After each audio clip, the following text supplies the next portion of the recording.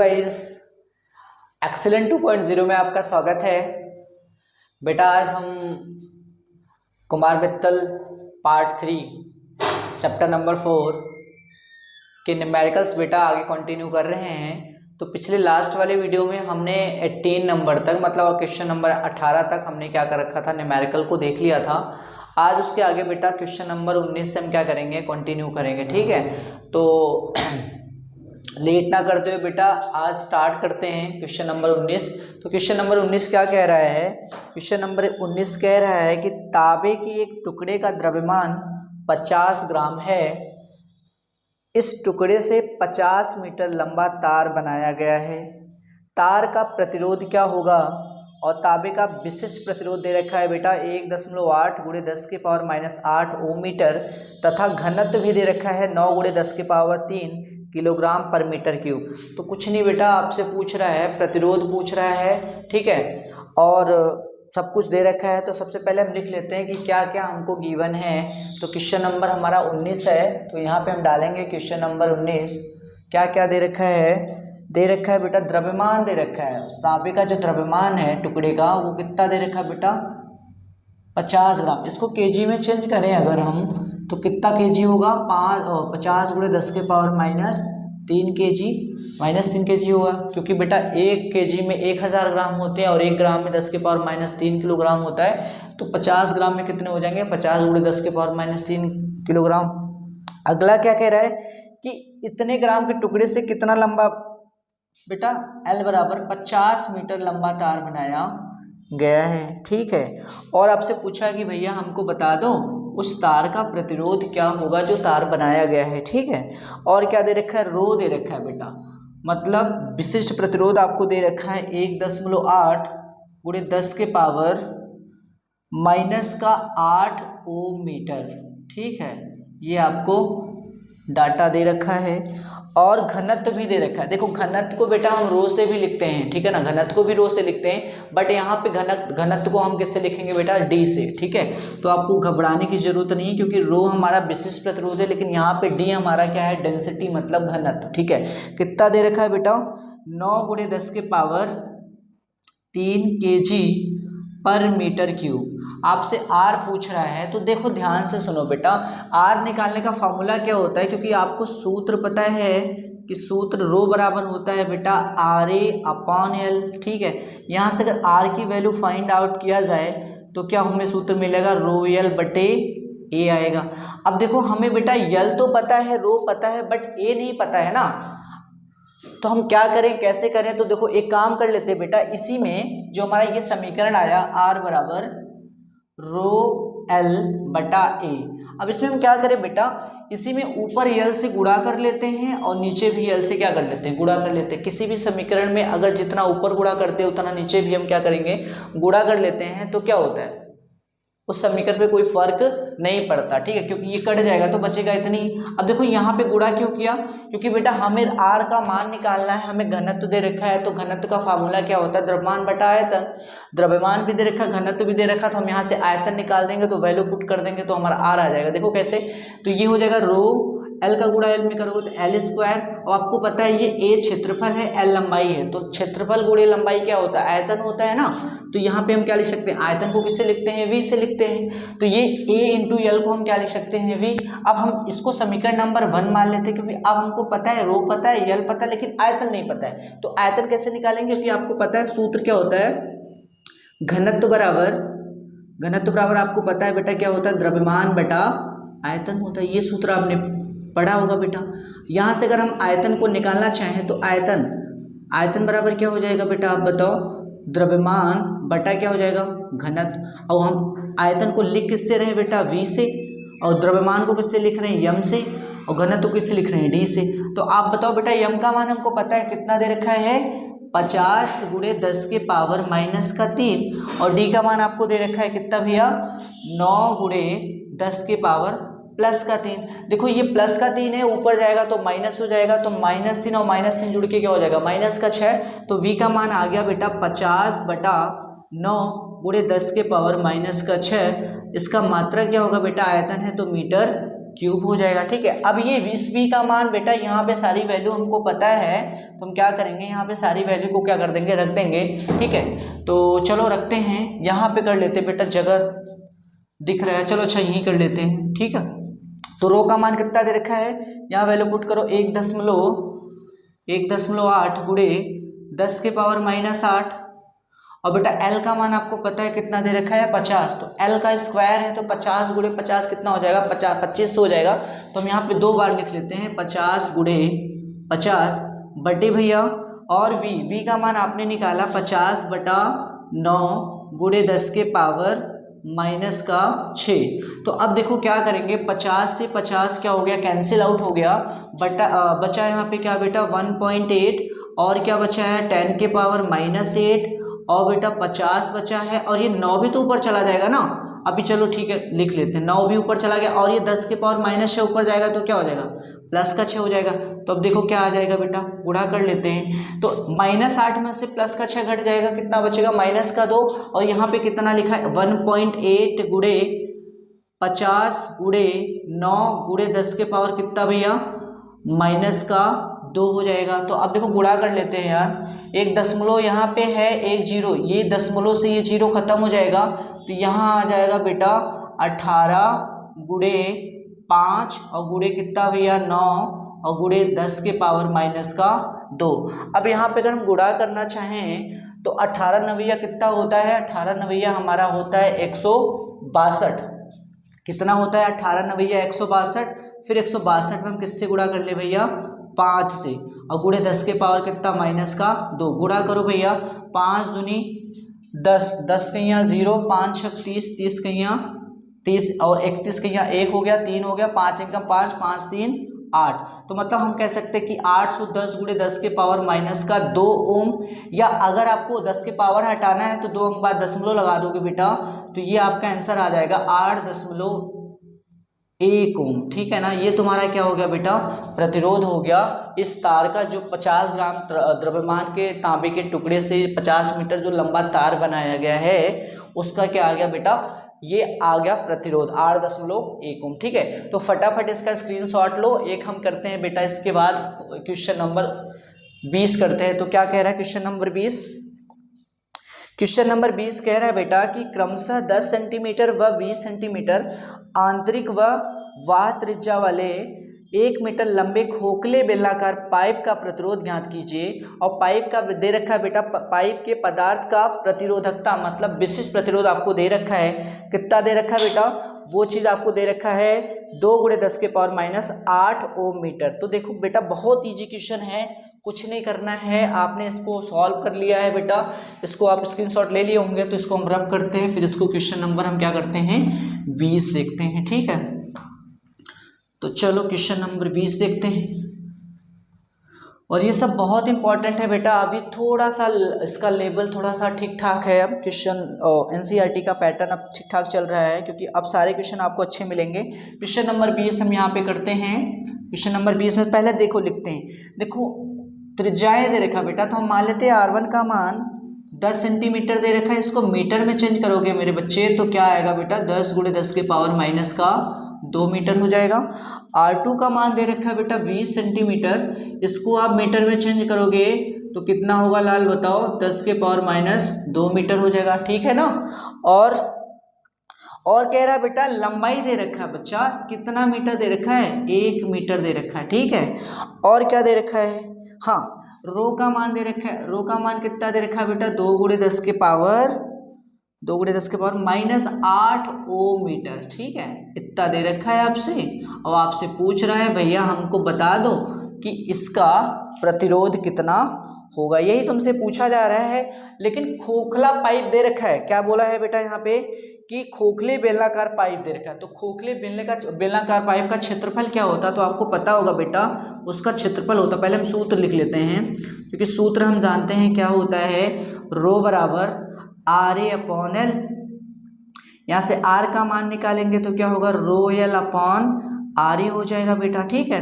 Sorry ρL/A ए हो जाएगा। ठीक है, अब यहाँ ए मतलब किसका क्षेत्रफल, बेलनाकार खोखली बेलनाकार पाइप का क्षेत्रफल होगा। तो उसमें दो त्रिज्याएं होती बेटा, ठीक है ना, एक आंतरिक और एक बाह्य। तो इसका क्षेत्रफल क्या हो जाएगा, कुछ नहीं करना बेटा, आपको ऐसे लिखना है रो एल और यहाँ क्षेत्रफल का स्थान भी केवल, अगर ये केवल त्रिज्या दे रखा हो तो पाई आर स्क्वायर रख लेते हैं, लेकिन खोखली बेलनाकार पाइप का तो ये क्षेत्रफल होता है पाई और कोष्टक में बेटा R2 square minus R1 square का होल स्क्वायर। ठीक है ना, क्या बेटा बताया मैंने, पाई R2 स्क्वायर माइनस R1 का होल स्क्वायर, क्योंकि क्षेत्रफल होता है पाई आर स्क्वायर होता है, लेकिन यहाँ पे दो त्रिज्याएं दे रखी हैं, इसलिए खोखले का बेलनाकार पाइप का क्षेत्रफल कितना हो जाएगा, पाई R2 square minus R1 square का होल स्क्वायर। ठीक है, तो अब वैल्यू हम क्या कर सकते हैं बेटा, यहाँ पे रख सकते हैं। तो रखो बेटा, कितना आ जाएगा, R बराबर रो का वैल्यू कितना है बेटा, 2 × 10 के पावर माइनस का 8 इंटू एल का मान कितना दे रखा है बेटा, 1 मीटर दे रखा है, बटे भैया 3.14 गुणे R2 का मान आपको दे रखा है मेरे बच्चे कितना बेटा, 20 × 10 के पावर माइनस का 20 × 10 के पावर माइनस 2 का क्या बेटा होल स्क्वायर, माइनस R1 का मान 10 × 10 के पावर माइनस का 2 होल स्क्वायर इनका, और इन सब का बेटा क्या लगा हुआ है, होल स्क्वायर लगा है। तो एक काम कर लेते हैं यार, ठीक है, R2 स्क्वायर माइनस R1 का स्क्वायर। ठीक है, तो एक काम करते हैं, इसको सॉल्व कर लेते हैं बेटा, कितना आ जाएगा बेटा, 2 × 10 के पावर माइनस 8 3.14, इसका वर्ग करोगे तो कितना आएगा भैया बताओ हमें, तो ये हो जाएगा 400। ठीक है ना, और बेटा गुणे 10 के पावर माइनस का 4। ठीक है ना, एक चीज़ हाँ बेटा, यहाँ पे थोड़ा सा मिस्टेक कर रहे हैं, क्योंकि यहाँ पे क्षेत्रफल कितना होता है, पाई R2 square minus R1 square नहीं होता बेटा, ये होता है। ठीक है, क्या होता है, पाई R2 square minus R1 square, हाँ ठीक है, ये होता है बेटा, स्क्वायर नहीं होता मेरे बच्चे। ठीक है, और माइनस का बेटा 10 × 10 के पावर माइनस का 4। ठीक है, तो ये क्या हो गया हमारा बेटा क्षेत्रफल। इसको अब इसमें देखो कॉमन क्या है बेटा, 10 के पावर माइनस 4, 10 के पावर माइनस 4 क्या है, कॉमन ले लेते हैं, तो 2 × 10 के पावर माइनस का 8 है, और बेटा 3.14 और गुणे 10 के पावर माइनस 4 कॉमन ले लोगे तो क्या बचेगा, 400 माइनस 100, तो कितना बचा 300 ना, तो R बराबर कितना हो गया, 2 × 10 के पावर माइनस का 8 और बटे भैया 3.14 गुणे 10 के पावर माइनस का 4 इंटू भैया 300। ठीक है ना, 400 में से 100 घटाओगे कितना आएगा, 300 आ जाएगा ना।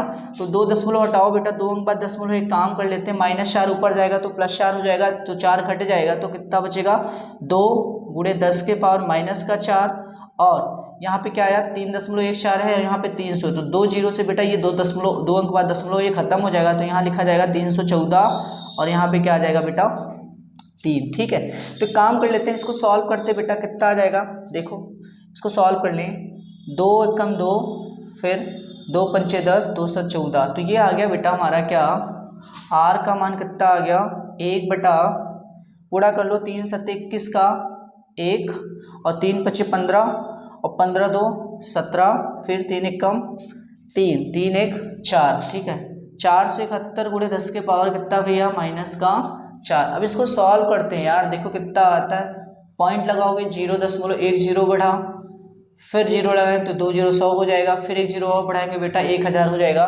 तो 471 का भाग 1000 में दोगे बेटा तो लगभग 2 बार जाएगा बेटा, कितना बार जाएगा, 2 बार।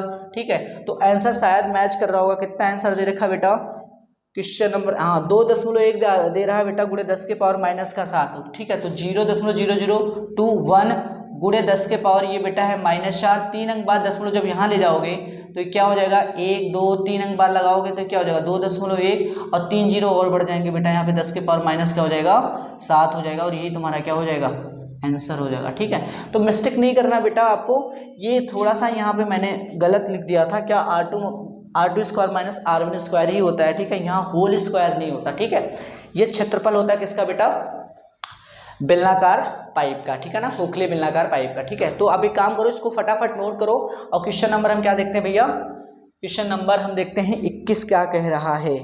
तो 21 क्या कह रहा है उसको हम क्या करते हैं, डिस्कस करते हैं। तो फटाफट इसको नोट कर लो। तो चलो नोट हो गया, स्क्रीनशॉट ले लिया होगा, तो देखो पढ़ते हैं बेटा क्वेश्चन नंबर 21। क्वेश्चन नंबर 21 ये कह रहा है कि देखो क्वेश्चन नंबर 21 क्या कह रहा है, कि एक तार की लंबाई 100 मीटर है, व्यास 202 mm है, तार के पदार्थ का विशिष्ट प्रतिरोध बेटा 4.8 × 10⁻⁻8 ओम मीटर है। इसी पदार्थ के समान द्रव्यमान परंतु दोगुने व्यास के तार का प्रतिरोध क्या होगा। ठीक है, फिर प्रतिरोध पूछा, लेकिन एक चीज़ आपको बता देता हूँ बेटा। ठीक है, देखो जैसे वो चीज़ें आपको जानना बहुत ज़रूरी है, क्योंकि जब तक वो जानोगे नहीं बेटा तब तक क्वेश्चन आप कर नहीं पाओगे। तो 2-3 रिलेशन होते हैं, वो चीज़ें मैं आपको बता देता हूँ कि जो हमारा प्रतिरोध होता है बेटा वो किसके किसके ऊपर डिपेंड करता है। वो चीज़ें तो आपने पढ़ा होगा, लंबाई के भी ऊपर डिपेंड करता है, क्षेत्रफल के ऊपर भी डिपेंड करता है, ताप के ऊपर भी डिपेंड करता है। ठीक है ना, तो क्षेत्रफल के ऊपर डिपेंड करता है तो बेटा इसका मतलब वहाँ पे रेडियस के ऊपर भी डिपेंड करता होगा। तो वो चीज़ें हम देख लेते हैं कैसे क्या चीज़ें। जैसे देखो ध्यान से, मैंने कहा कि मान लेते ये कोई तार है, पहले इसको देख लो आप, उसके बाद हम क्या करेंगे, न्यूमेरिकल करेंगे। इसकी लंबाई कितनी है बेटा, L है, और मान लेते हैं बेटा इसका क्षेत्रफल कितना है, A है। लंबाई L है, क्षेत्रफल A है। अब इस तार को हमने क्या कर दिया, खींच के क्या कर दिया, बड़ा कर दिया, मान लो 2 गुना कर दिया। अब इसकी लंबाई जब बढ़ेगी बेटा तो इसका जो अनुप्रस्थ, जैसे सपोज करो ये क्या है, कोई तार है, इसकी लंबाई है बेटा, जब इसको हमने खींच के बड़ा किया तो ये जो अनुप्रस्थ काट का क्षेत्रफल है, लंबाई बदली तो अनुप्रस्थ काट का क्षेत्रफल भी क्या हो जाएगा, बदल जाएगा। तो बदल जाएगा, इसका प्रतिरोध भी क्या हो जाएगा बेटा, बदल जाएगा।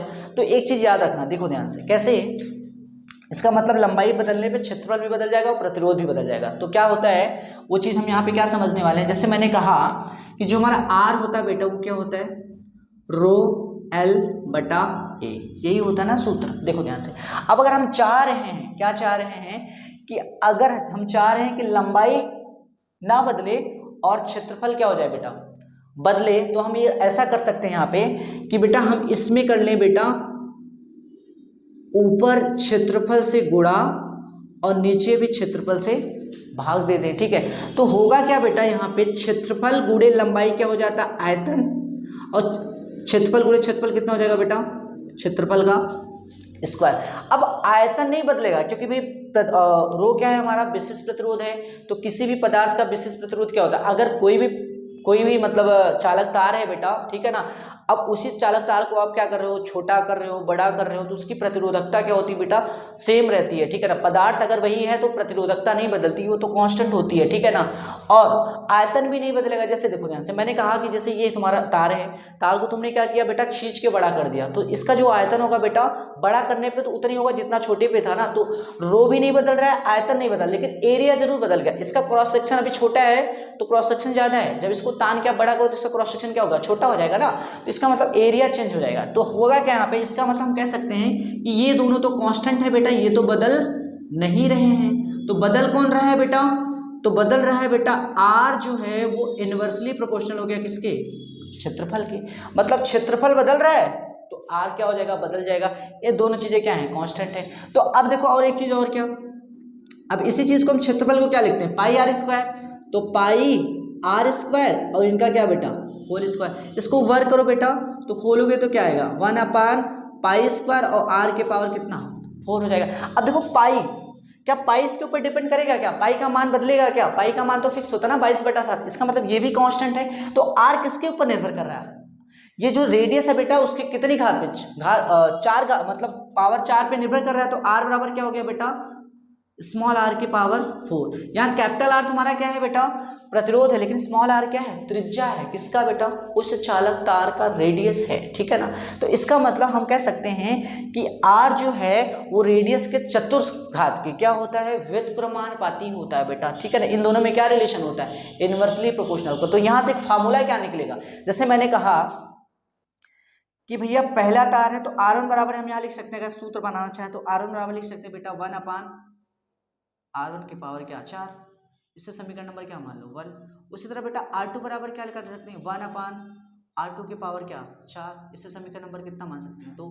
तो यहाँ जब हम समीकरण 1 में समीकरण 2 का भाग दें तो हमें एक रिलेशन मिल जाएगा, R1/R2 बराबर क्या, 1/R1 के पावर 4 और बटे R2 के पावर भी क्या, 1/R2 के पावर भी क्या, 4। ठीक है ना बेटा, तो ये R2 ऊपर चला गया तो हम कह सकते हैं कि R1/R2 बराबर क्या हो जाएगा, R2 की पावर 4 और बटे R1 के पावर क्या बेटा, 4।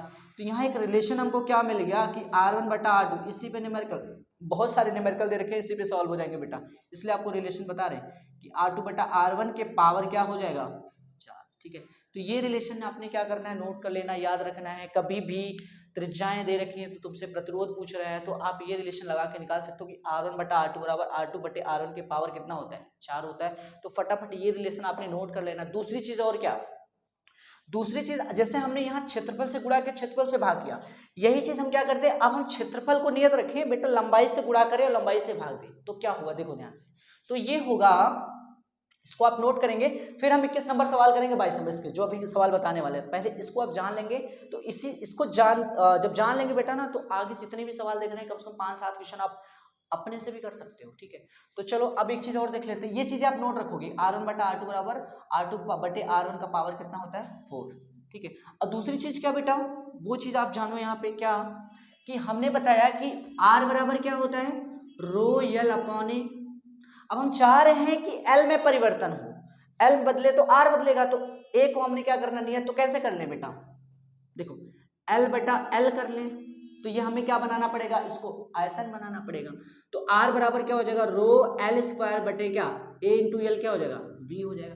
अब देखो रो तो कांस्टेंट होते ही होता है, V भी कांस्टेंट हो गया, आयतन भी, आयतन तो नहीं बदलने वाला, तो इसका मतलब R किसके ऊपर निर्भर कर रहा है, L के पावर, तो मतलब R क्या हो जाए बेटा, लंबाई के वर्ग के क्या होता है बेटा, समानुपाती होता। तो यहां से अगर मैं सूत्र बनाना चाहूं इससे, तो अगर मैं R1 प्रतिरोध ले रहा हूं तो लंबाई क्या हो जाएगा, L1 का स्क्वायर हो जाएगा, इसको समीकरण नंबर क्या मान लें, फर्स्ट। और R2 प्रतिरोध ले रहा हूं तो बेटा यहाँ लंबाई कितनी हो जाएगी, L2 का स्क्वायर हो जाएगा। जब इन दोनों समीकरणों को आप डिवाइड करोगे तो क्या आ जाएगा, R1 बटा R2 बराबर क्या हो जाएगा बेटा, L1 बटा L2 का क्या होल स्क्वायर। तो ये भी चीजें आप क्या करोगे बेटा, नोट करोगे, ठीक है ना, कि जब प्रतिरोध R था तो उसकी लंबाई कितनी थी, L1 था, और इतना प्रतिरोध होने पर उसकी लंबाई कितनी हो जाएगी, तो इस फॉर्मूले से आप क्या कर सकते हो, कैलकुलेट कर सकते हो। तो दो रिलेशन मैंने आपको बताया फटाफट कि R1 बटा R2 बराबर होता है L1 बटा L2 का होल स्क्वायर, और दूसरा बेटा R1 बटा R2 बराबर होता है R2 बटे R1 के पावर कितना, इनका होल स्क्वायर कितना होता है बेटा, 4, ठीक है, होल स्क्वायर नहीं, पावर कितना होगा, 4 होगा, ठीक है ना। तो ये चीजें दोनों अगर आपने रिलेशन याद कर रखा बेटा तो ऑटोमेटिक आपके सवाल लग जाएंगे। देखो क्वेश्चन में क्या कर रहा है, अब हम आपको सवाल लगा के दिखाते हैं, ठीक है। तो चलो अब क्या करते हैं, अब हम सवाल लगाते हैं, केवल ये दो चीजें आपको पता होनी चाहिए, ठीक है। तो क्वेश्चन में क्या कर रहा है बेटा, हम क्वेश्चन देखते हैं, पहले क्या क्या दे रखा है देख लेते हैं इसको। क्वेश्चन नंबर कौन सा था, 21 था, ठीक है। तो देखो ध्यान से, क्वेश्चन नंबर 21 में क्या कह रहा है, एक तार की लंबाई 100 मीटर है, लंबाई कितनी रखी है, 100 मीटर, ठीक है। उसके बाद कह रहा है कि व्यास 2 mm है, मतलब डायमीटर दे रखा बेटा कितना mm, 2 mm, ठीक है। तो इसका मतलब अगर व्यास 2 mm है तो रेडियस क्या होगा बेटा इसका, 1 mm आधी हो जाएगी ना बेटा, यही तो हो जाएगा। इसको मीटर में चेंज करो तो 1 गुणे 10 के पावर कितना हो जाएगा, -3 मीटर हो जाएगा, ठीक है। अगला चीज क्या कह रहा है, इनका विशेष प्रतिरोध दे रखा है बेटा, रो का मान कितना देगा, 4.8 गुणे 10 के पावर -8 ओम मीटर, ठीक है, ये चीजें हो गया, ठीक है। अगला चीज क्या कह रहा है, इसी पदार्थ के समान द्रव्यमान परंतु दुगने व्यास, अब तार का व्यास दुगना कर दिया, मतलब पहले 2 mm था, अब कितना कर दे, 4 mm, तो इसको मान लो D1 मान लो, इसको R1 मान लो, तो इसको मान देते व्यास कितना हो गया, अब 4 mm हो गया, तो बेटा अब रेडियस कितनी हो जाएगी बेटा, 2 mm हो जाएगी ना यार, तो 2 गुणे 10 के पावर कितनी हो जाएगी, 3 मीटर हो जाएगा बेटा। तो आपसे क्या पूछा है, R पूछा है यार, ठीक है। तो अब R पूछा तो आप R कैसे निकालोगे, ठीक है। तो काम करते हैं, पहले ये देख लेते हैं, पहले हम ये देख लेते हैं कि जब लंबाई 100 मीटर थी उसकी त्रिज्या 1 mm थी, 1 mm थी, तब उसका प्रतिरोध कितना था। तो बाद में हम ये रख के क्या करेंगे बेटा, निकालेंगे। तो पहले हम R1 का मान फाइंड आउट करते हैं, कैसे, इस सूत्र से निकालते हैं। तो सूत्र क्या हो जाएगा भैया, R बराबर रोयल बटा क्या A। यहाँ अगर हम R1 करें तो यहाँ पे क्या हो जाएगा, रो L तो भाई दोनों के लिए, भाई लंबाई तो उसकी 100 मीटर दे ही रखी, A मतलब यहाँ पे पाई R1 स्क्वायर हो जाएगा, ठीक है।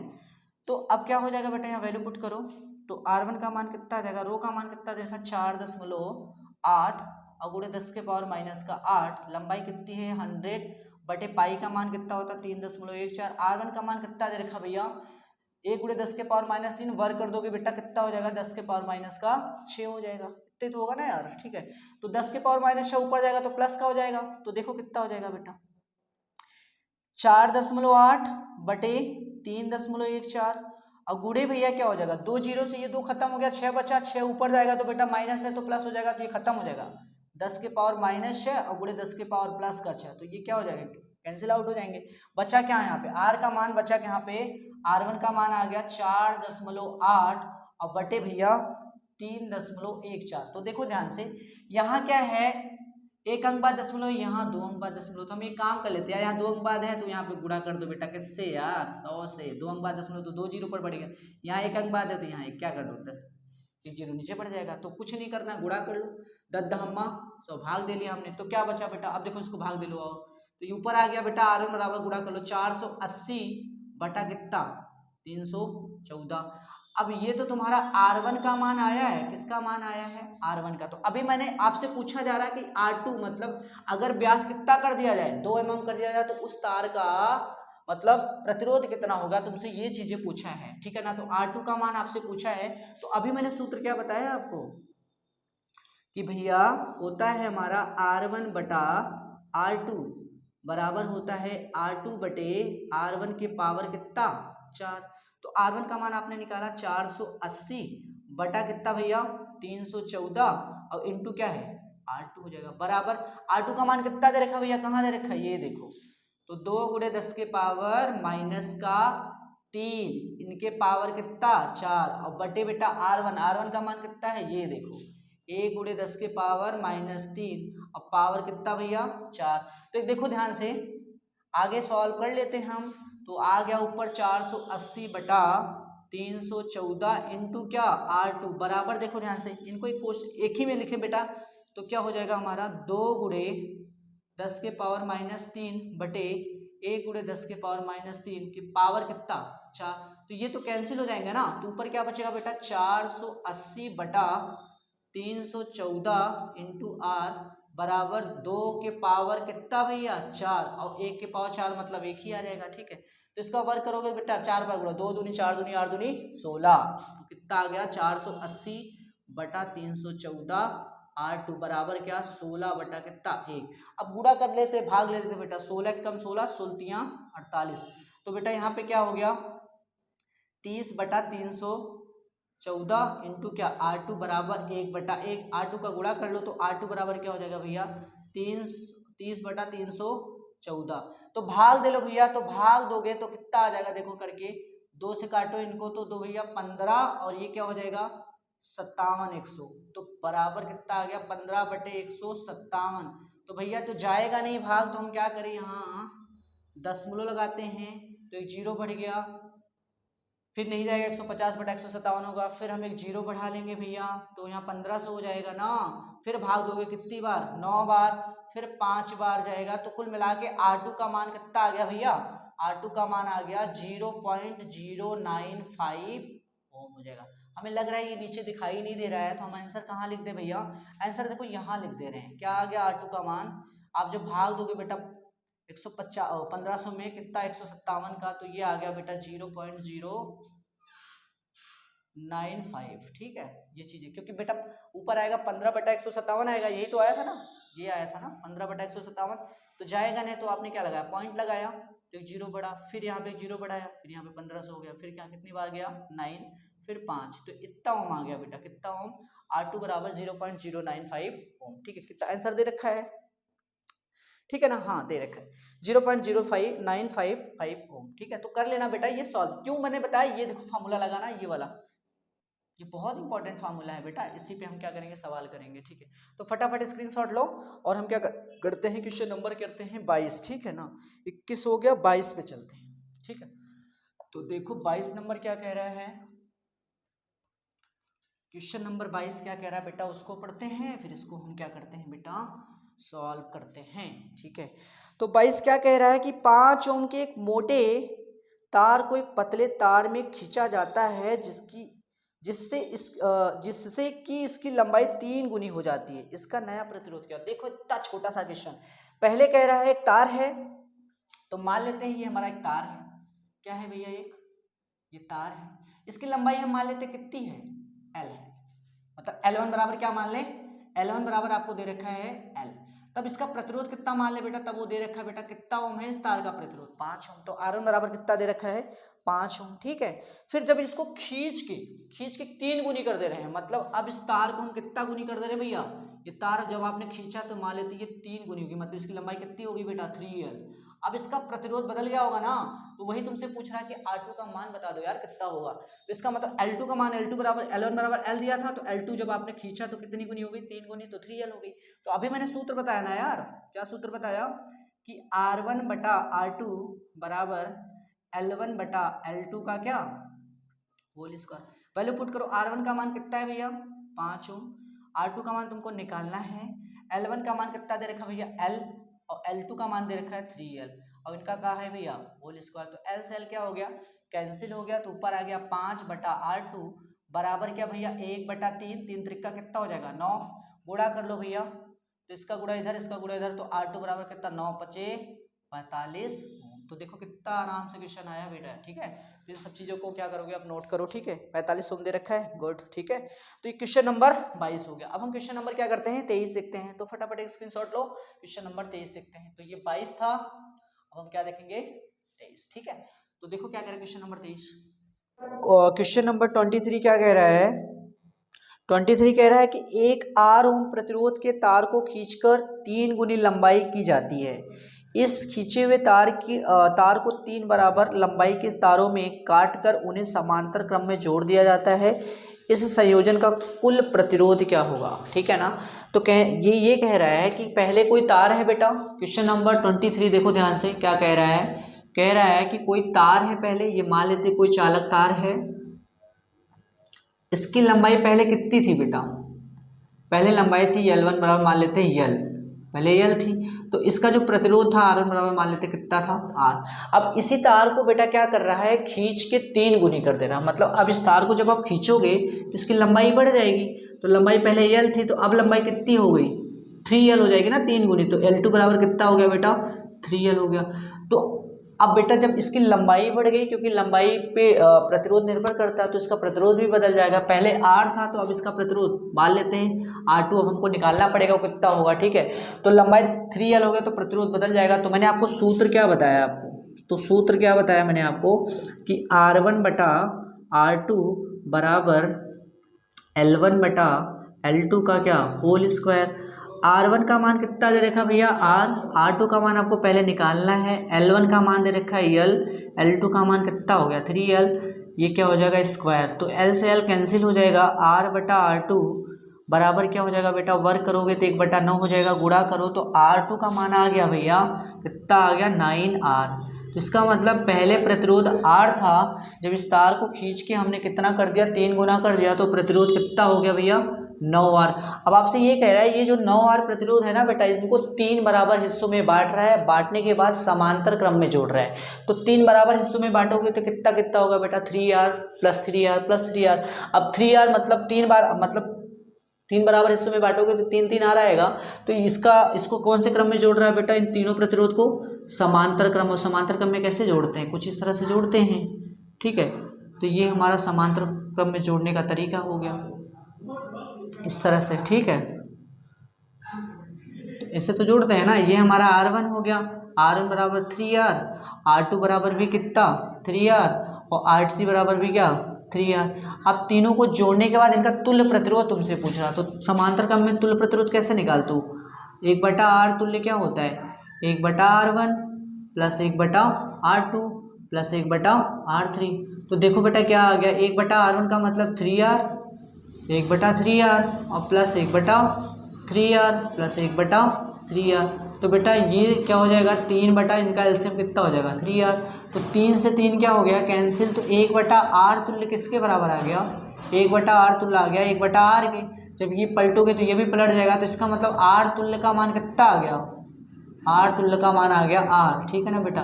तो कितना प्रतिरोध हो जाएगा बेटा इनका R ओम के बराबर, ठीक है। तो ये फटाफट क्वेश्चन नंबर 23 आप नोट करो। और क्वेश्चन नंबर हम 24 देखते हैं क्या कह रहा है क्वेश्चन नंबर 24। क्वेश्चन नंबर 24 कह रहा है कि 1 किलोग्राम तांबे के एक टुकड़ों को 1 mm मोटे तथा दूसरे टुकड़े को 2 mm मोटे तारों में खींचा जाता है।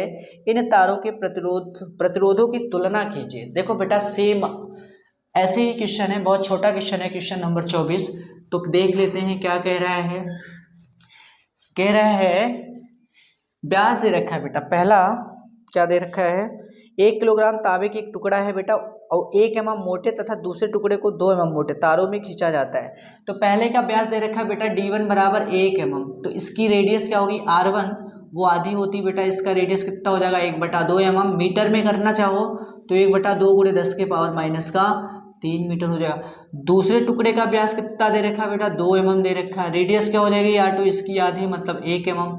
मीटर में करोगे तो क्या हो जाएगा 1 × 10⁻³ मीटर। ठीक है, क्या कह रहा है आपसे, कह रहा है भैया प्रतिरोधों का अनुपातों का तुलना कीजिए, मतलब R1/R2 तुम्हें निकालना है। तो अब बेटा ये सूत्र मैंने अभी आपको पढ़ाया कि R1/R2 बराबर क्या होता है, R2/R1 का क्या पावर 4 होता है। R1/R2 मान रख दो बेटा, तो बताओ इसका मान कितना है R2 का मान है 1 × 10⁻³ और बटे R1 का मान 1/2 × 10⁻³ पावर कितना है 4, तो ये कैंसिल हो जाएगा, 2 ऊपर चला जाएगा। इसका मतलब R1/R2 का मान आ जाएगा बेटा 2/1 के पावर कितना 4। सॉल्व करो भैया, कितना आ जाएगा R1/R2 बराबर 2 दूनी 4 दूनी 8 दूनी 16/1, मतलब अनुपात कितना आ गया प्रतिरोधों का बेटा R1/R2 कितना हो गया 16/1। यही तुम्हारा क्या हो गया बच्चे, आंसर हो गया। ठीक है, अगला क्वेश्चन क्या कह रहा है, क्वेश्चन नंबर 25 क्या कह रहा है, देखो 25 नंबर भी देख लो बेटा। क्वेश्चन नंबर 25 ये कह रहा है कि तांबे के समान द्रव्यमान के 2 तार ए व बी लिए जाते हैं। तार ए की लंबाई तार बी की लंबाई से दोगुनी है, ठीक है ना।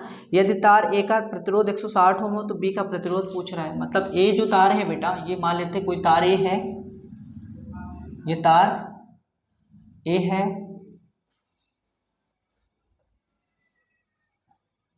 इसकी लंबाई बेटा तार बी से कितनी है, दोगुनी है। ये तार ए है हमारा, ठीक है, तार ए है, इसका प्रतिरोध कितना है, मान लेते R1 बराबर 160 ओम दे रखा है और L1 बराबर कितना दे रखा है बेटा 2L। और तार बी जो है बेटा उसकी लंबाई L है, मतलब तार बी की लंबाई कितनी है, तार बी की लंबाई जो दे रखा है L2 बराबर L दे रखा है, ठीक है। तो इसका प्रतिरोध तुमसे पूछ रहा है कितना होगा। तो बेटा सूत्र मैंने क्या बताया, R1/R2 बराबर L1/L2 का क्या होल स्क्वायर। L1 का मान कितना दे रखा है भैया 2L दे रखा है, पहले मान रख लो, एक काम करो, R1 का मान 160 ओम दे रखा है, R2 निकालना है आपको। L1 का मान कितना दे रखा है 2L, L2 का मान कितना दे रखा है L से L क्या हो जाएगा, कैंसिल हो जाएगा, स्क्वायर होता है, स्क्वायर कर देंगे। तो 160 बटा क्या भैया R2 बराबर क्या 2 दूनी 4, 4/1, तो काटो 4 चौका 16, तो R2 का मान आ गया बेटा 40 ओम आ जाएगा ना, ठीक है। तो आंसर कितना देख रहा है, देख ले लेते हैं। आंसर आ रहा है भैया 40 ओम, ठीक है, चेक कर लो सही है ना। 1/2 160/R2, 2 दूनी 4, ठीक है, ठीक है बेटा, आप इसको नोट करो, ठीक है। अब आगे हम क्या करेंगे बेटा, अगला क्वेश्चन हम क्या करेंगे अपने नेक्स्ट वीडियो में करेंगे, ठीक है। और अगर आप हमारे चैनल पर बेटा नए हैं तो लाइक और सब्सक्राइब करें, बेल आइकन का बटन ज़रूर प्रेस कर लें ताकि बेटा जो भी वीडियो अपलोड हो उसका नोटिफिकेशन आपको मिल जाए। धन्यवाद।